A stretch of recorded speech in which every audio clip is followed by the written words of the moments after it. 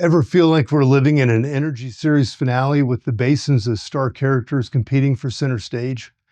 Well, buckle up, because today we're putting the Marcellus, Bakken, Delaware, and Uinta basins under a high beam spotlight. I'm Mark Roach, and we're about to glitch through data insights and maybe a few paradigm shifts. Each basin has its own signature story, a combination of geology, economics, and plain old hustle. But only by stepping back can we see the big picture. Shall we jack in? Start with the Marcellus Basin, known as the lionheart of low-cost gas production. This Appalachian giant redefined how we think about shale plays. Its average true vertical depth, a modest approximate 7,000 feet, practically shallow compared to the Delaware's 11,000-foot dives. But the Marcellus compensates with meticulous efficiency, well stretched horizontal for an average of about 6,200 feet, while maintaining high yields. Gas recovery rates are an impressive 1,728,000 cubic feet per lateral foot, climbing to 2,866 in top performing scenarios.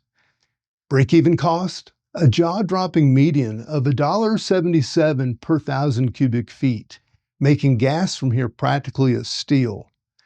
Compare that to the Bakken in North Dakota, where grit meets grandeur. This oil-rich basin digs deeper, averaging 10,500 feet with lateral measurements of 10,651 feet. The production profile relies heavily on oil. But unlike the Marcellus, the Bakken's economic entry fee is higher. Break-even prices hover around $42.41 per barrel, underlining the capital-intensive nature of extracting its oily treasures.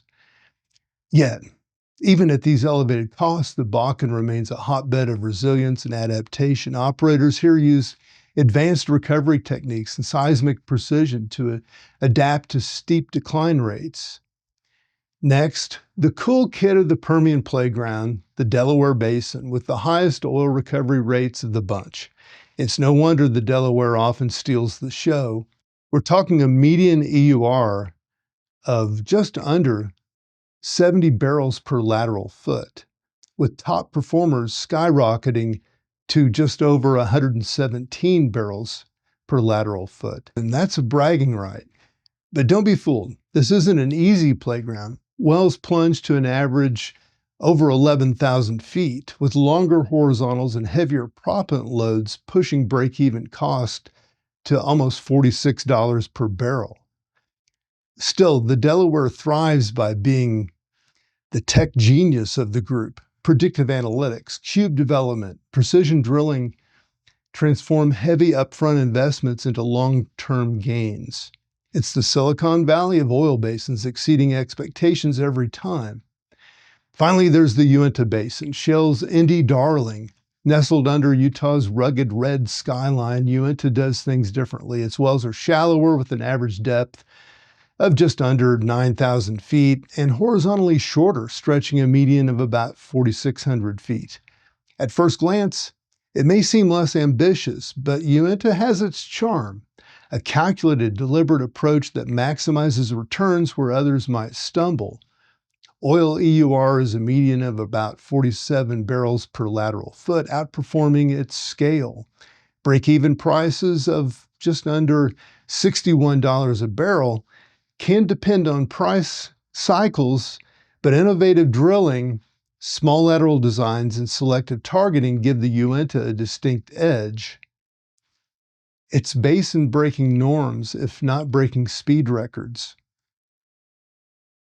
Now here's where things start to get intriguing. Look at these basins side by side. The patterns start to emerge. Marcellus clearly dominates if your end game is natural gas at scale and at a fraction of the cost. With break-evens under $2 and remarkably stable production dynamics, it turns chaos into clarity. The Bakken, on the other hand, wears its oily crown boldly, making high-yield barrels that come with both steep entry cost and big payoffs. It's less a factory and more of a boutique. And then there's the Delaware Basin, a scientific marvel and an economic unicorn. By taking longer laterals and bombarding its intervals with heavy proppant loads, It crafts wells that are basically print your own money machines when oil prices are hitting the right mark. Meanwhile, the Uinta sneaks in like an underdog, quiet but determined, turning its limitations into justifications for reinventing how basin-class production strategies can look.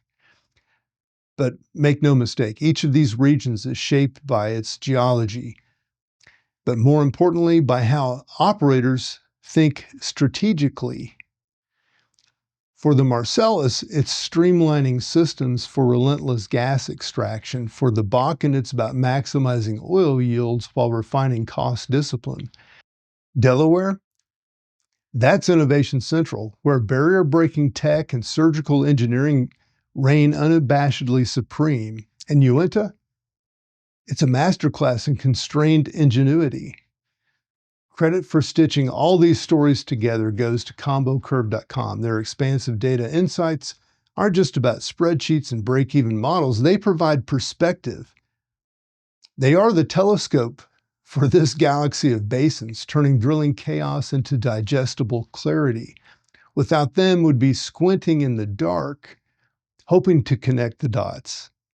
Now, what's the real lesson from this basin battle royal? Well, it's adaptation. Each basin reflects a different mode of surviving and thriving in an energy market where volatility is the only constant. It's not about drilling everywhere, it's about drilling smarter. Efficiency trumps excess and innovation crushes tradition. The Marcellus proves that gas can dominate cost effectively.